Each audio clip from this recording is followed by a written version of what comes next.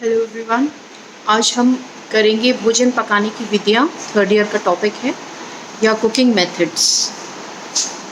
सबसे पहले cooking method start करने से पहले हम देखेंगे भोजन पकाने से पूर्व की अवस्थाएं, यानी जब आप कुकिंग करते हैं तो उससे पहले कुछ प्रोसेसेस होते हैं जो आप कंटिन्यू करते हैं भोजन के साथ में। तो वो कौन कौन से हैं, अभी बहुत ब्रीफ में हम थोड़ा सा इनका नाम जानेंगे। सबसे पहला है कि भोजन पकाने से पहले आप वॉशिंग करते हैं, या सब्जियों को या फलों को जो है आप वॉश करते हैं, धोते हैं। पीलिंग, कटिंग, स्लाइसिंग, है ना, क्यूबिंग। पीलिंग क्या होता है? छीलना। कटिंग माने काटना। डाइसिंग माने स्लाइसिंग माने उसके पतले पतले स्लाइसेस काटना। और क्यूबिंग माने क्यूब्स बनाना, स्क्वायर उसमें काटना। ठीक है। पाउंडिंग, मिलिंग, ग्राइंडिंग माने किसी चीज़ को कूटना, पीसना या उसको ग्राइंड करना। ठीक है। फिर उसको कई बार हम भोजन पकाने से पहले जो है भोजन को भिगोते भी हैं। फॉर एग्ज़ाम्पल दालों को जो है आप भिगोते हैं, उसके बाद उसको बनाते हैं। भिगोने से जो दालें हैं या जो भी चीज़ें हैं उनका न्यूट्रिटिव वैल्यू जो है वो बढ़ जाता है, क्योंकि जो आउटर लेयर के अंदर ग्रेन के जो भी न्यूट्रिएंट्स होते हैं वो पानी के साथ में, जब उसको हम भिगोते हैं तो पानी के साथ में वो अंदर की लेयर्स में सीप इन कर जाते हैं, चले जाते हैं, जिससे कि जब आप उसकी कुकिंग करते हैं उस भोज्य पदार्थ की, तो उसमें आउटर लेयर में वो क्योंकि अंदर सीप इन कर गया, इसलिए उसका लॉस कम होता है। फिर है फर्मेंटेशन, या जैसे हम हिंदी में कहते हैं किण्वन। किण्वन हम डिटेल में आगे करेंगे। इससे भी भोजन की न्यूट्रिटिव वैल्यू जो है वो बढ़ जाती है। फॉर एग्ज़ाम्पल जैसे उदाहरण के तौर पे, जैसे जब आप इडली बनाते हैं या आप खमन बनाते हैं, ढोकला बनाते हैं, तो उसमें आप दालों को, चावल को जो है पीस के और फिर उसको रख देते हैं, जिसमें कि उसमें उफान आ जाता है ना, जैसे आप सामान्य भाषा में कि उफनने के लिए रख देते हैं, तो वो फर्मेंटेशन है या किण्वन है। इससे जो जटिल भोज्य पदार्थ होते हैं या जटिल जो न्यूट्रिएंट्स होते हैं वो सिंपलर फॉर्म में आ जाते हैं। उसके बाद है आपका, और डिटेल में इसको करेंगे, बहुत इंपॉर्टेंट टॉपिक है, जर्मिनेटिंग या स्प्राउटिंग। आप जो है भोजन को कई जो साबुत अनाज हैं उनको हम सलाद की तरह खाते हैं, उसको पहले उसका अंकुरण करते हैं, यानी उसको पहले सोक करते हैं। मान लीजिए आपने साबुत मूंग लिया या मोठ लिया, उसको आपने भिगो दिया और उसको एक गीले कपड़े में बंद करके लपेट के और थोड़ा सा ढककर हम थोड़ी सी गर्म जगह पर रख देते हैं, जिससे कि उसमें अंकुरण निकल जाते हैं। इससे भी जो भोज्य पदार्थ है वो पाचन में बहुत सरल हो जाता है, इसकी न्यूट्रिटिव वैल्यू बढ़ जाती है। वाइटामिन्स और मिनरल्स जो है वो एनहांस हो जाते हैं। विटामिन सी इसमें बढ़ जाता है। आयरन जो है वो अवेलेबल फॉर्म में आ जाता है ना। तो सेम ही फर्मेंटेशन के हैं, तो हम एक क्लास में जर्मिनेटिंग और फर्मेंटिंग दोनों एक साथ करेंगे। फिर है रोस्टिंग, है ना, किसी चीज़ को भून कर आप जो है उसके बाद उसकी कुकिंग करते हैं। रोस्टिंग भी अपने आप में वैसे तो एक जो है एक कुकिंग मेथड है। रोस्टिंग हम जैसे कि सूजी को भी रोस्ट करते हैं पकाने से पहले, या बैंगन का भुर्ता बनाने से पहले आप उसको भी रोस्ट करते हैं। ठीक है। मिक्सिंग या मिलाना चीज़ों को, या नीडिंग माने उसलना। ठीक है। तो ये सिर्फ हमने एक बेसिक कॉन्सेप्ट लिया है कि कुकिंग करने से पहले क्या क्या प्रोसेसेस होते हैं, कौन कौन सी भोजन पकाने की विधियाँ होती हैं जिनको कि आप अपनाते हैं। अब हम आएंगे अपने टॉपिक पे, जो है भोजन पकाने की विधियाँ। भोजन पकाने की विधियाँ हम सामान्यतः बहुत अलग अलग प्रकार की विधियाँ जो है उनको अपनाते हैं, तो हम एक एक करके लेंगे। हम भोजन को पकाते हैं, जल के द्वारा भी पकाते हो, भाप से पकाते हो, ऑयल से पकाते हो, या तेल से या फैट से पकाते हो। तो हम देखेंगे, सबसे पहले हम देखेंगे जल द्वारा पकाना। जल द्वारा पकाना में आता है सबसे बेसिक और सबसे जो सिंपल है वो है उबालना, है ना। जैसे आप आलू को उबालते हैं, इसके अंदर क्या होता है, बेसिकली आप बहुत सारा पानी लेते हैं और उसमें किसी भी भोज्य पदार्थ को जिसको उबालना होता है हम उसके अंदर डाल देते हैं। आप दालों को भी उबालते हैं, आप शकरकंद उबालते हैं, आप आलू उबालते हैं, आप एग्स खाते हैं तो वो उबालते हैं, चावल उबालते हैं। ठीक है। तो उबालने में क्या होता है कि आपने, और टेम्परेचर कितना होता है उबालने का, 100 डिग्री सेंटीग्रेड, है ना, या 100 डिग्री पे पानी उबलता है तो वो उसका टेम्परेचर होता है। और क्योंकि इसके अंदर जो है पानी की मात्रा बहुत अधिक डाली जाती है, जितनी रिक्वायर्ड है उससे अधिक डाली जाती है, तो जब आप भोज्य पदार्थ उबल जाता है तो हम जो लेफ़्ट ओवर जो पानी है उसको हम फेंक देते हैं। तो वो एक तरह से जो है एक बहुत अच्छी विधि में नहीं आएगा, क्योंकि इसके अंदर न्यूट्रिएंट लॉस हो जाता है, यानी जो भोजन के जो पोषक तत्व हैं वो इसमें उनका क्षय हो जाता है या उसमें कमी आ जाती है, क्योंकि पोषक तत्व उस पानी में मिले हुए होते हैं और हम जो है उस पानी को फेंक देते हैं उबालने के बाद में। तो उबालना एक विधि है। देखिए, जो भी विधियां आप कर रहे हैं, जब भी आप एग्ज़ाम में आपसे पूछा जाता है तो आपको उस विधि के बारे में बताना है, आपको उसका टेम्परेचर या जो भी उसका है मेन जो पॉइंट्स हैं वो बताने हैं कि क्या होता है उबालना। फॉर एग्ज़ाम्पल उबालना ले रहे हैं, अब उबालने के बाद फिर इसकी एग्ज़ाम्पल देंगे कि आप किस किस चीज़ को जो है उबाल कर इस्तेमाल करते हैं, वो कुछ उदाहरण के तौर पर वो देंगे। और उसके बाद उबालने के फ़ायदे क्या हैं और उबालने के नुकसान क्या हैं, ये भी हम इसके अंदर बताएंगे।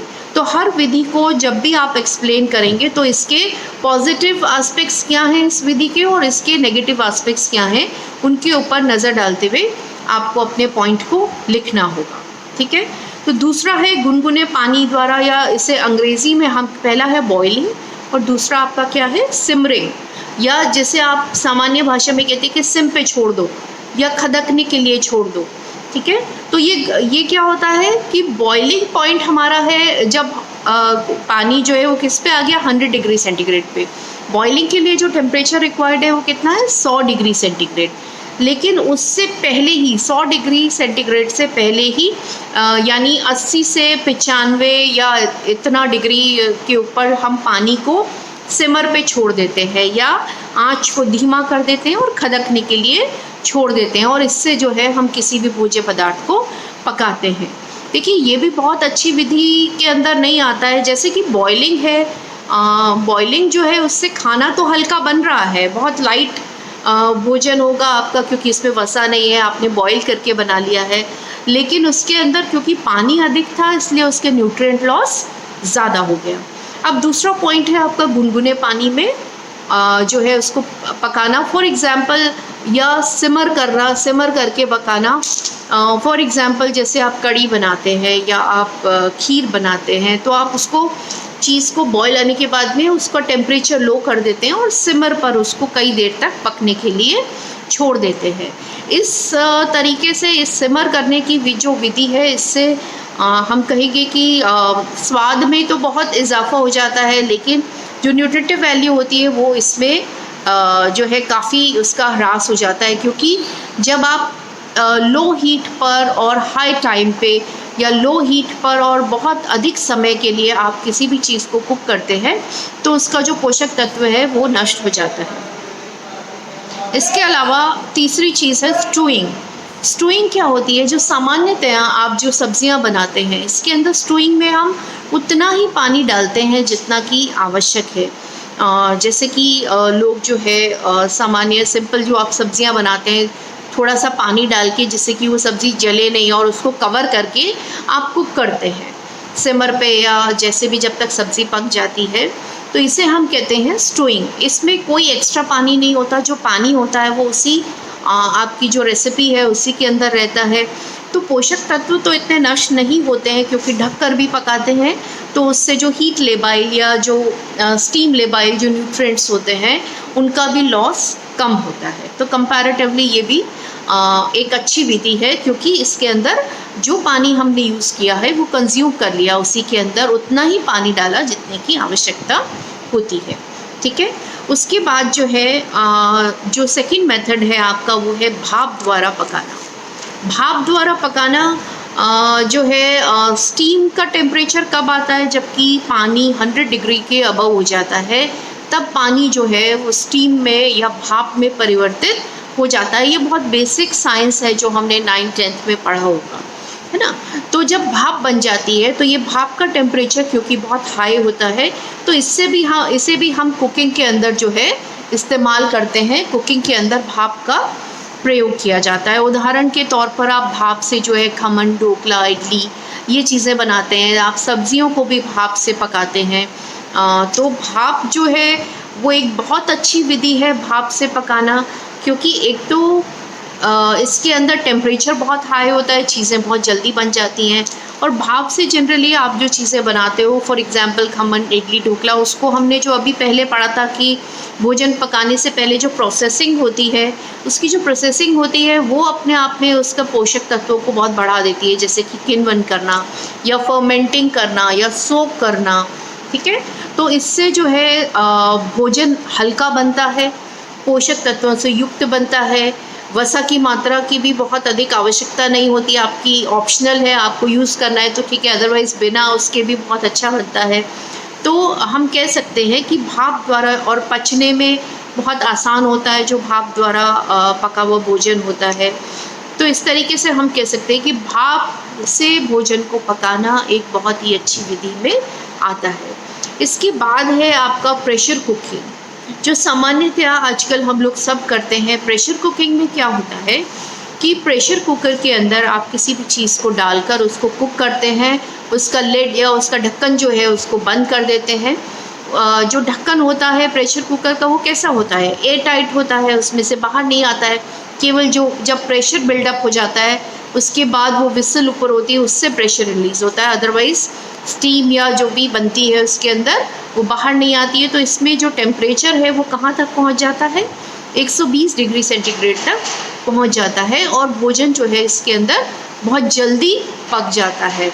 तो प्रेशर कुकर में हाई जो है हम कहेंगे हाई हीट हो गया और लो टाइम, ये अपने आप में एक अच्छा कुकिंग टाइमिंग और हीट टेम्परेचर है कि हम किसी भी चीज़ को हम अच्छा मानते हैं कि अगर तब वो जबकि वो जो है हाई हीट और लेस टाइम के ऊपर उसकी कुकिंग की गई हो। तो प्रेशर कुकिंग के फ़ायदे क्या हैं, तो चीज़ जल्दी बन जाती है, आपका टाइम और एनर्जी वेस्ट नहीं होता है बहुत ज़्यादा, आप अपना फ्यूल सेव कर लेते हैं, आप न्यूट्रिएंट्स सेव कर लेते हैं, कवर करके बनाते हैं। तो उसके अंदर जो है जनरली आप जो हीट लेबाइल जो न्यूट्रिएंट्स होते हैं उनका लॉस कम होता है। इसमें सिमर करने की ज़रूरत नहीं होती, प्रेशर कुकिंग से बहुत जल्दी चीज़ें बन जाती हैं। नेक्स्ट टॉपिक, नेक्स्ट जो विधि है आपकी वो है आपका वसा द्वारा पकाना। वसा द्वारा पकाना इज़ डीप फ्राइंग और शैलो फ्राइंग। इसमें एक ड्राई फ्राइंग भी बोलते हैं, कई उसके बुक्स के अंदर ये भी एडेड होता है। तो मैं अभी अपन सबसे पहले देखेंगे गहरी विधि तलने की। गहरी विधि तलने की क्या होती है, जिसके अंदर की जैसे आप उदाहरण के तौर पर देखें तो आप जब पूरी बनाते हैं या आप कोई और चीज़ को फ्राई करते हैं, तलते हैं, पापड़ को तलते हैं, तो वो गहरी तलने की विधि है जिसके अंदर आप बहुत सारा ऑयल एक कढ़ाई के अंदर ले लेते हैं और आप किसी भी चीज़ को जिसको तलना होता है आप उसके अंदर उसको डिप कर देते हैं। टेम्परेचर बहुत हाई होता है और इसके अंदर वसा की मात्रा बहुत अधिक हो जाती है। तो इस विधि द्वारा जो पकाया गया आपका भोजन है वो काफ़ी गरिष्ठ भोजन होता है या उसमें वसा की मात्रा बहुत अधिक होती है। पाचन के अंदर भी ये बहुत डिफ़िकल्ट होता है क्योंकि इसके अंदर वसा होती है और वसा जो है वो देरी से पचती है। तो हम कह सकते हैं कि वसा द्वारा जब हम किसी भी भोजन को पकाते हैं स्वाद में वो बहुत अधिक होता है, स्वाद में अच्छा होता है, लेकिन पाचन में कम होता है ना। पौष्टिक तत्व जो हैं उसके वैसे पौष्टिक तत्व रहते हैं लेकिन उसमें क्योंकि वसा की मात्रा अधिक हो जाती है तो कहीं ना कहीं ये इतना जो है पौष्टिक भोजन की श्रेणी में नहीं आता है। इसके अलावा है कम तेल में तलना, कम तेल में या शैलो फैट फ्राइंग।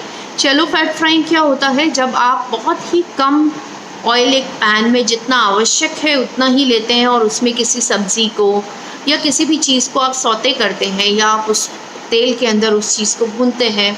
उदाहरण के तौर पे आप जो सामान्यतः सब्जियां बनाते हैं या किसी चीज़ को छौंक लगाते हैं तो उसे हम क्या कहते हैं, कम तेल में तलना या शैलो फैट फ्राइंग। ठीक है, नेक्स्ट क्लास के अंदर हम करेंगे वायु द्वारा और सम्मिलित विधि क्या होती है, कॉम्बिनेशन मेथड क्या होता है, और इसके अलावा हम कुछ पॉइंट्स हैं कि हम अपने भोजन के अंदर न्यूट्रिटिव वैल्यू को कैसे बढ़ा सकते हैं, वो हम नेक्स्ट क्लास में करेंगे, कैसे हम पोषक तत्वों को बढ़ा सकते हैं।